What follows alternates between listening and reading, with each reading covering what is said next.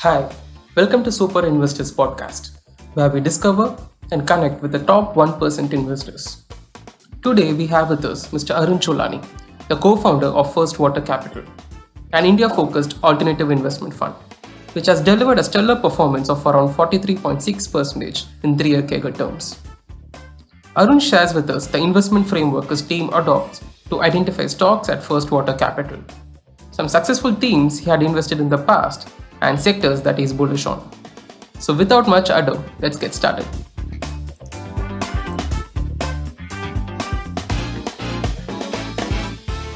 Could you please briefly introduce yourself and tell us about the journey of First Water Capital? Sure. Well, we started in essence around September 2018. But very much we've been in the investment business for much longer. So we're led by a gentleman called Ricky Kirpalani, and he can really be seen as one of the maestros in the Indian equity market. So essentially, he's been investing for over 30 years, and he's done a solid performance. So if we look at his long-term track record, or a Big Four firm to review his track record from 2002 till 2017, and they saw that he took $3.15 million to $174 million on an organic basis. So no one added $171 million. He has just compounded the heck out of that money. And it's around, on a dollar basis, 30.7%, on a rupee basis, 33% over that 15-year period. Then essentially we started the fund in 18 because effectively he wanted to institutionalize his methodology. And he saw that there were a number of keen interested people who wanted to join him and learn from him. So effectively, he said, why not? So we set up the fund initially. And obviously in 2018, you know that ILFS had a bit of a shakedown in September 18. So it wasn't a really auspicious start. And suddenly what we're seeing today, India's golden decade, all these tailwinds, was not what they were saying back then. So we had to endure at least 2 and a bit years of bear market, poor perception, etc., etc. But suddenly along comes COVID and you think, oh, what more can happen? But here's the bounce back, and the fund itself is doing pretty well. As you mentioned, we're about 43.6% 3-year CAGR on a rupee basis. And we're one of the best performing funds, AIF Cap 3s in India. And even our FPI, according to Barclay Hedge, is the number one long-only equity fund on a 3-year rolling basis with a $36 CAGR. Can you walk us through your typical investment process at First Water Capital from research to execution? Sure. So we have a pretty thorough approach to everything. Starting from scratch, our investment universe consists of around 1,500 stocks. So then we drill down. We say, what is really our sweet spot? So we knock off sectors that we're not that comfortable or not that interested in. These may be biotech or high-level deep tech and all these various aspects. And we say, okay, that's not where I'm good at, effectively. So we drill down to very basic businesses that we can understand. And why is this? Because we don't want anyone to have that much of an advantage over us. So none of us are really PhDs, so we don't know about clinical trial 1, 2, and 3. But to understand businesses like steel, cement, chemicals, really these are our sweet spots because they're quite easy to understand. Then second of all, they're very much balance sheet heavy. So you're able to triangulate quite easily. So if you said, how much does it cost to put up 1 million tons of steel capacity? I'd say it's about $1 billion. So suddenly you've got 2-3 points from that data. Suddenly you'll know what the balance sheet of a company should be. You'll know what the capacity should be. You can triangulate its profit margins to its competitors, try and understand what are the nuances, what is the operating leverage, etc., etc. And thirdly, these type of businesses aren't that frothy, at least the ones that we like. We're never going to be those guys investing in 50, 60 PE on a steady kind of run rate because effectively we will be at the mercy of perception.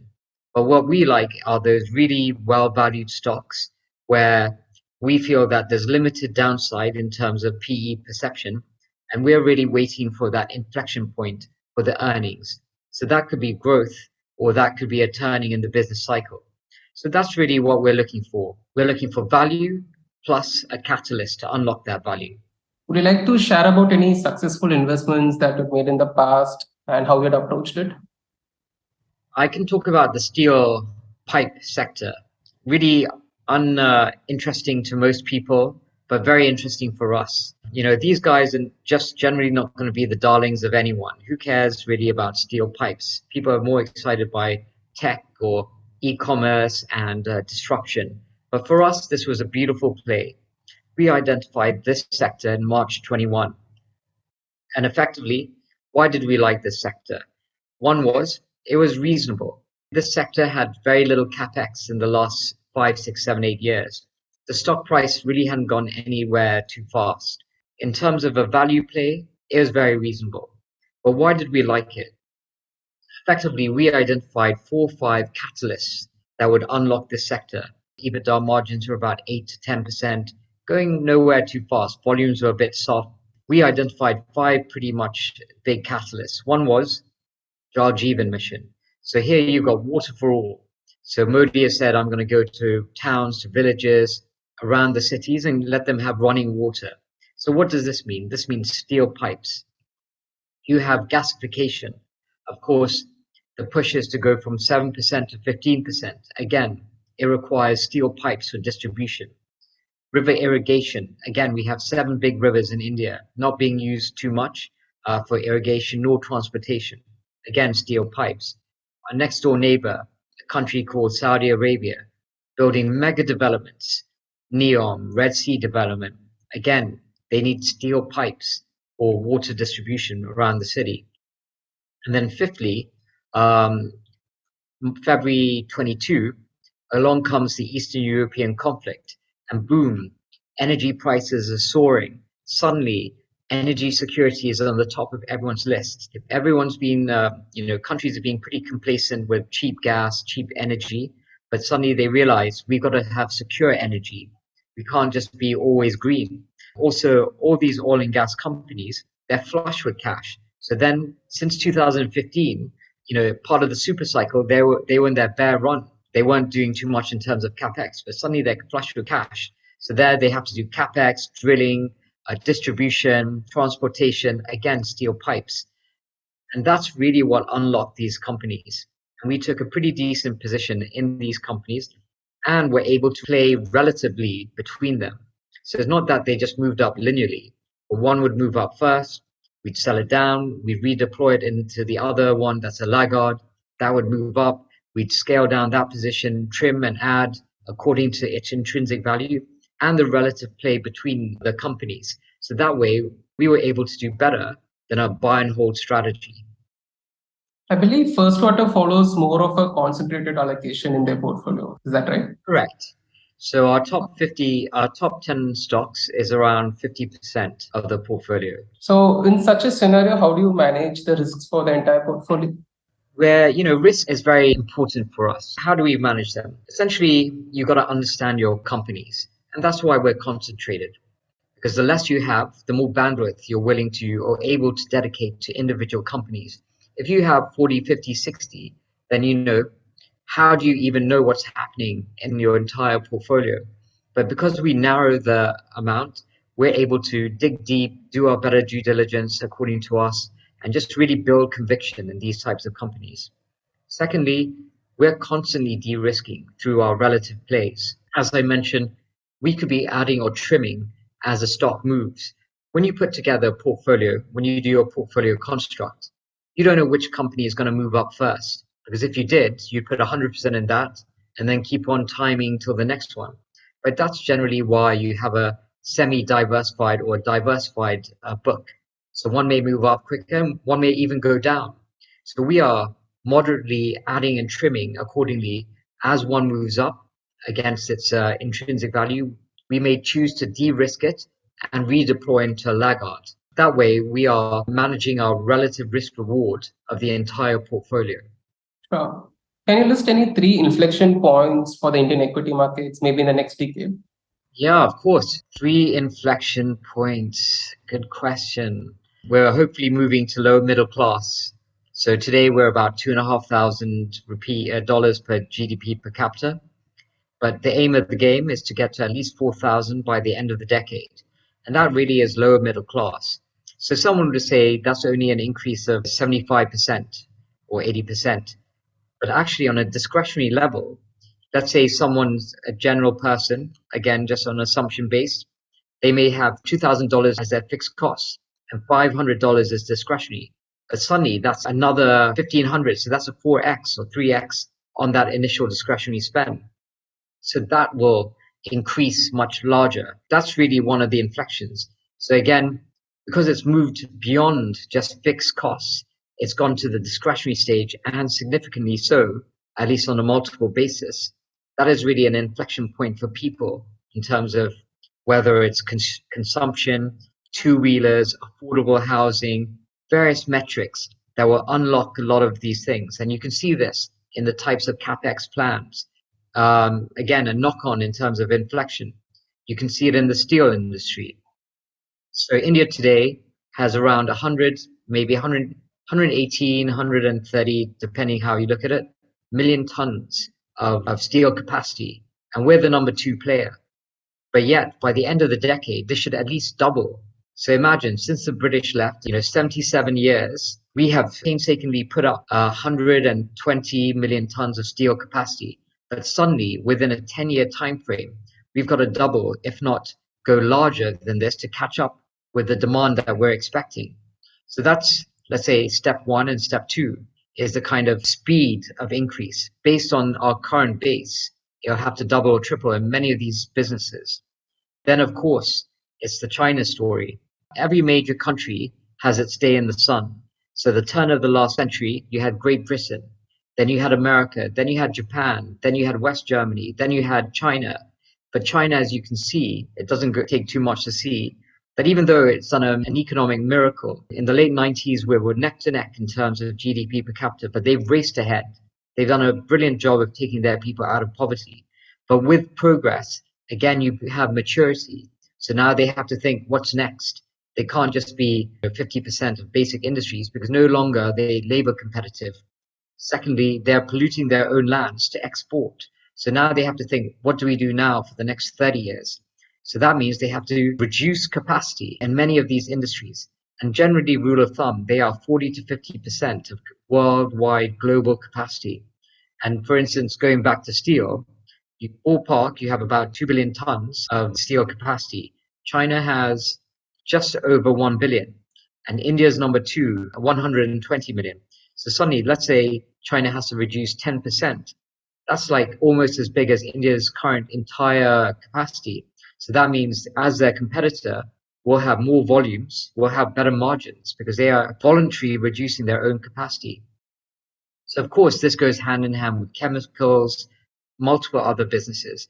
And plus you've got another catalyst, which is China plus one. So global guys have to say, from China, where do I go? I don't want to be subject to trade wars. I don't want to be subject to what happened during COVID, where there was paralysis around the ports. I want to diversify my supply chain.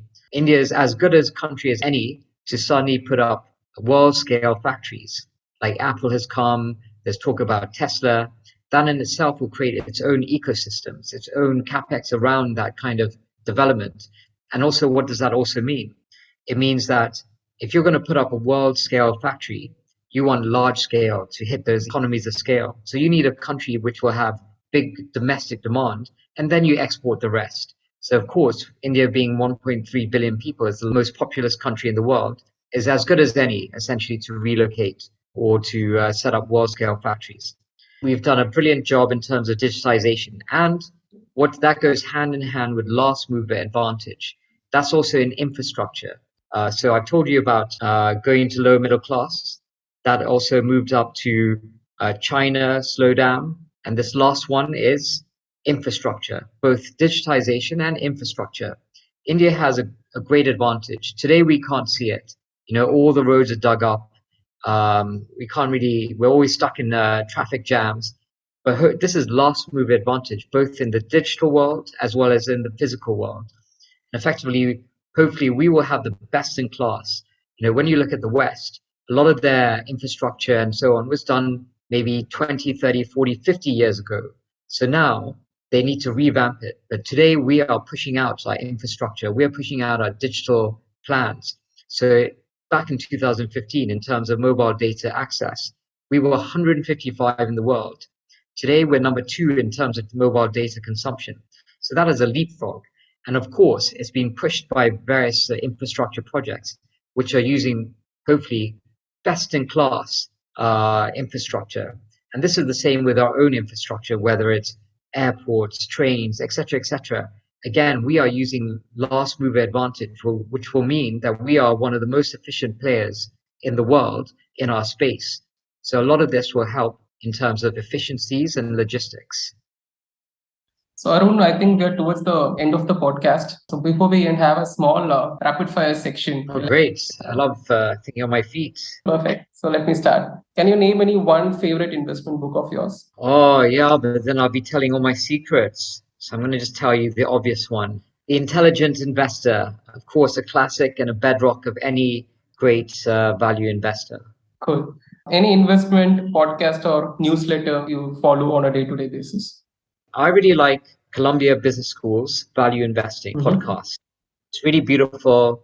You know, there's some great books on that. And if you go through all of them, you can really pick up some really good nuances and thoughts. So that's my pick. Sure. One sector that you're bullish on in the medium term? Oh, yeah, infrastructure, of course, but it really depends on what value you can get in. Good companies and good sectors don't necessarily mean good profits from an investor perspective. You've got to really come in when the value is good. Perfect. Thank you so much, Sri Kumar, for this opportunity to speak to you. I'd love to continue this dialogue. And yeah, all the best for 2024 and the medium term and the long term to all types of investors. Thank you so much. Great having you. You too. Thank you, listeners. Hope you found the conversation insightful. If you had liked it, please show your support by sharing this with your friends. Do check out our website, superinvestors.club, for more exciting updates on equity markets. Until next time, this is your host Sri Kumar signing off. Thank you.